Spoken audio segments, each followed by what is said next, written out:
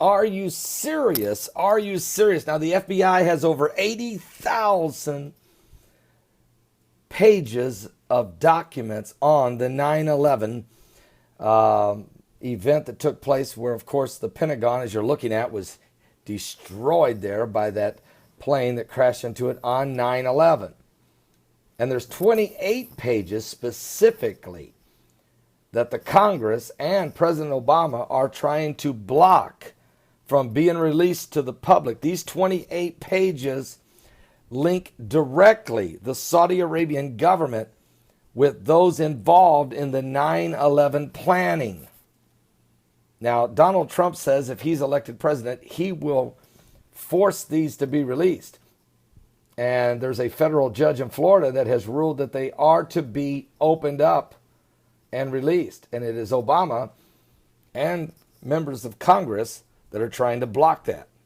Now, Saudi Arabia has threatened to withdraw $750 billion out of the market if the United States releases these 28 pages. Trump says that's just a threat. They're not going to walk away from an American market where they're making unbelievable amounts of money. And the public should know who was involved, everyone involved in the 9/11 disaster. So, there's a couple good articles. I'll put the links below at the Crusader Journal, as well as I believe it's the New York Times. And I'll put those links below. You can check these out. But certainly, it is getting very intense now. And what you're seeing happening here, Obama's days are numbered. And you have Donald Trump going to the United States Capitol yesterday, meeting with Speaker of the House Paul Ryan, meeting with Mitch McConnell, the leader of the Senate, meeting with several different leading Republican members in Congress.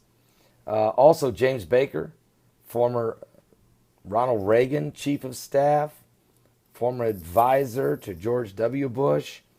You have him coming out of retirement. I mean, he's up in his 80s. You had him show up to be a part of that meeting. So what we're beginning to see is there's an inertia as Trump is headed toward the November election. I think in Washington, the powers in Washington are preparing for a Trump presidency, while Hillary Clinton is still battling Bernie Sanders, and she can't seem to shake him loose.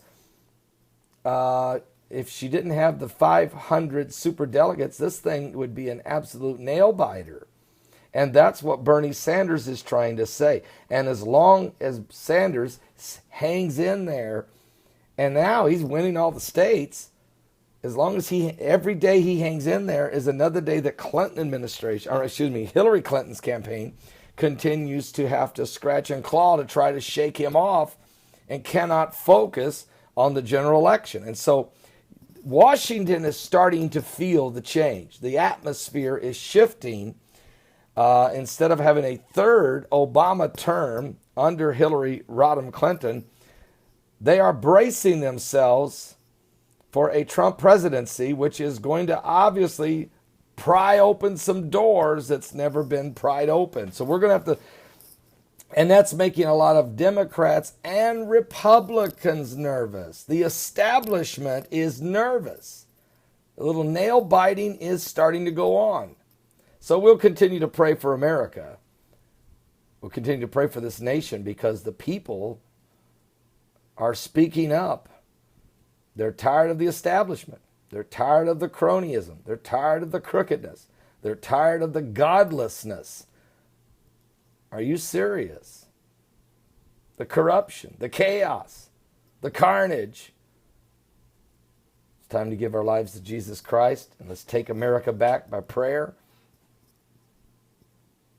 Give your life to Christ. We're living in the last days. The beast is trying to rise.